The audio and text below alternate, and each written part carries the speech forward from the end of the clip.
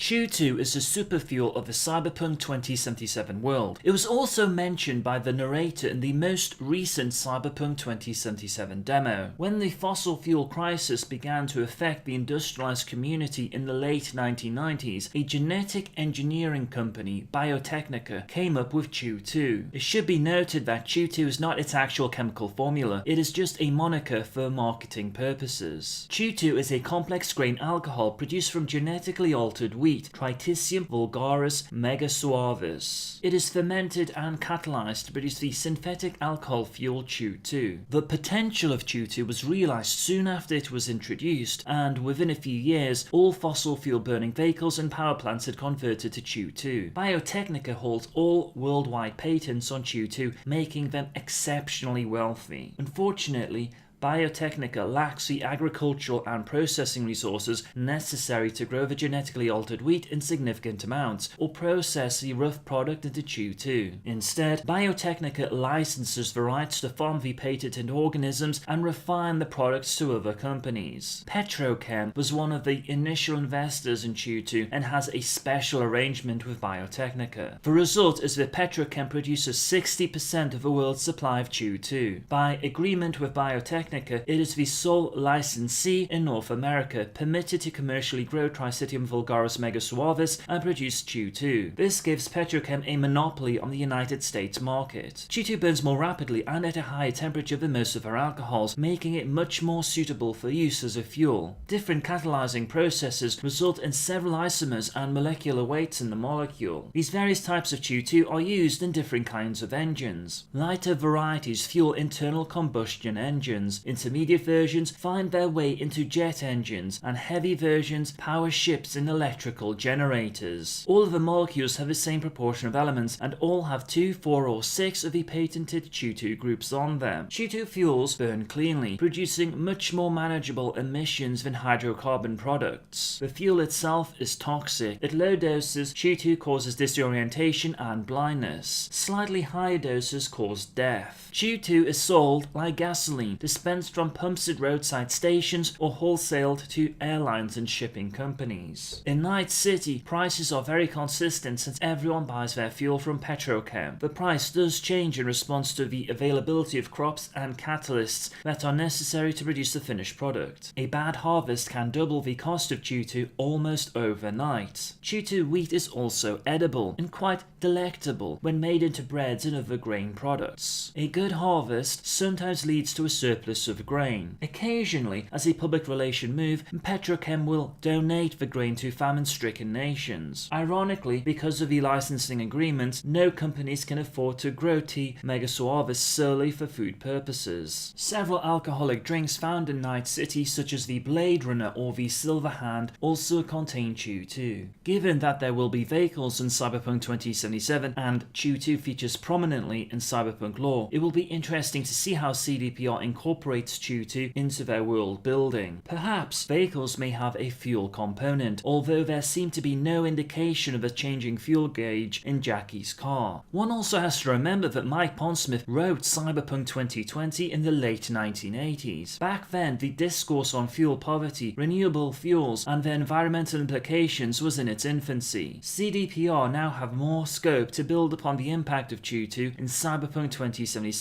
and Night City. I am Kazuliski, and I hope you found the succinct discussion on CHOOH2 to be informative. If you're interested in additional Cyberpunk 2077 content, be sure to subscribe to the channel. Thank you for watching.